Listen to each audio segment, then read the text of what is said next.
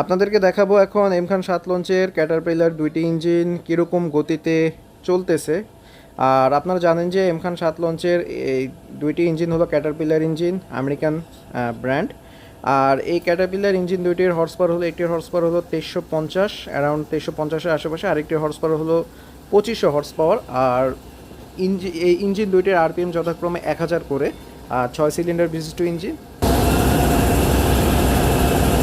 তো ভিডিওতে আপনারা যেটিকে ঘুরতে দেখতেছেন এটি হলো প্রোপেলার শ্যাফট। এই প্রোপেলার শ্যাফটের মাধ্যমেই লঞ্চের বাইরে যে পাখা, সেই পাখাকে ঘোরায় লঞ্চের ইঞ্জিনের গিয়ার বক্স। তো আপনারা দেখতে পাচ্ছেন বেশ ভালো গতিতেই ঘুরতেছে প্রোপেলার শ্যাফট, অর্থাৎ বাইরে প্রোপেলারও বেশ ভালো গতিতে ঘুরতেছে। আর এম খান 7 লঞ্চের ইঞ্জিনের গিয়ার বক্স হলো 3:1, অর্থাৎ ফ্লাই হুইল 3বার ঘুরলে ইঞ্জিনের মানে প্রোপেলার শ্যাফট ঘুরবে একবার।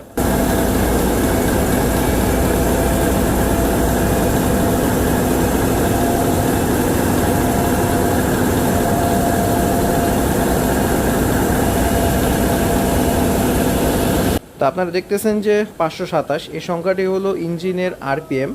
তো ইঞ্জিনকে এখন 528 530 আরপিএমে চালানো হচ্ছে।